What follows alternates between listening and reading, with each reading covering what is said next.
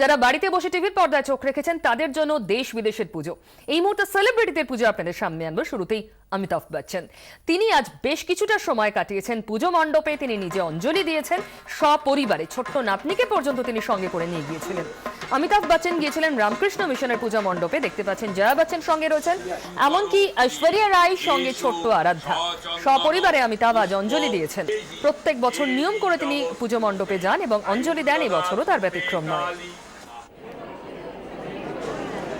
মেয়েও রয়েছে অমিতাভের সঙ্গে। অমিতাভ ছেলে, মেয়ে, নিজের স্ত্রী এবং ছেলের বউ, পুত্রবধূ, ছোট্ট নাতনি সকলকে নিয়ে উপস্থিত হয়েছেন রামকৃষ্ণ মিশনের দুর্গাপুজোর ওখানে।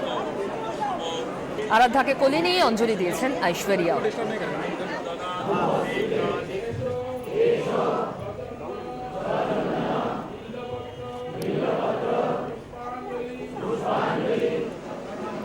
একেবারে খাঁটি বাঙালির মতো মাটিতে বসে অঞ্জলি দিলেন অমিতাভ। তবে বাকিরাও পিছিয়ে নেই। কাজলের তো নিজের বাড়ির পুজো, সেখানেই তাকে দেখা গেল একেবারে অন্য মুডে। অন্যদিকে কোয়েল মল্লিক কলকাতা ভবানীপুরে মল্লিক বাড়ির পুজো।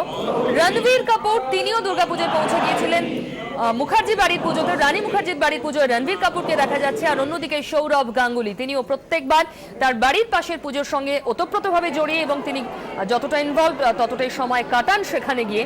এবছরও ক্যামেরাবন্দি হয়েছে সেই ছবি।